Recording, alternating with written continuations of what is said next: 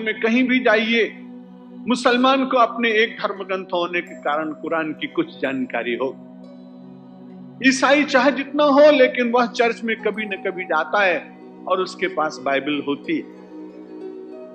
हिंदू धर्मावलंबियों की बड़ी कठिनाई है, वे धर्मावलंबी हैं, मंदिरों में जाते हैं, उनके प्रति बड़ा आदर भी है, लेकिन अगर आप सामान्य लोगों से पूछें कि आपने अपने जीवन में आपका अपना कोई धर्म ग्रंथ पूरा पढ़ा है क्या?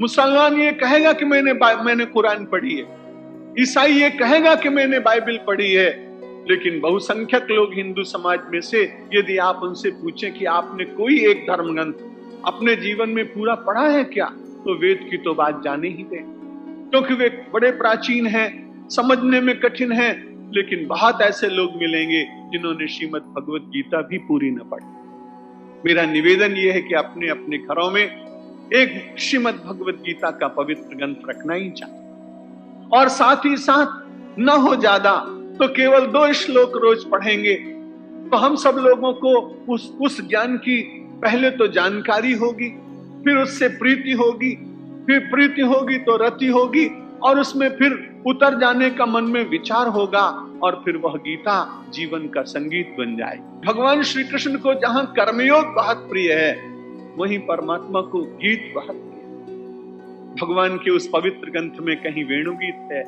कहीं गोपी गीत है। हमारी संस्कृति पूरी कर्म तो मानव को शुष्कता की ओर ले जाता है, और गीत मानव को सरसता की ओर ले जाता है। मानव का जीवन मरुस्थल न बन जाए, इसलिए बीच बीच में गीत के द्वारा उसकी नीरसता का निरसन करने के लिए हमारे शास्त्रकारों ने बहुत बार गीत गाया। भगवान श्री कृष्ण ने युद्ध के मैदान में जो ग्रंथ दिया, उस ग्रंथ का नाम वो कुछ दूसरा भी रख सकते थे, लेकिन भगवान वेदव्यास जी ने इस पवित्र ग्रंथ का नाम गीता क्यों रखा? इसलिए रखा कि कर्म कहीं शुष्क न हो जाए, उसके साथ में गीत जुड़ा रहे, गीता जुड़ी रहे। तो गीता जुड़ जाने से जीवन भी अपने आप संगीत बन जाता है।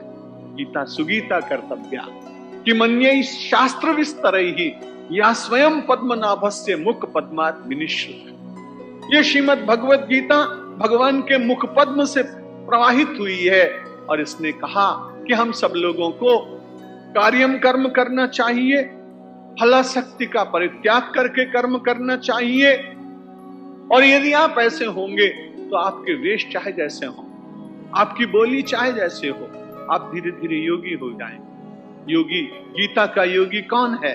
योगः कर्मसु कौशलम्।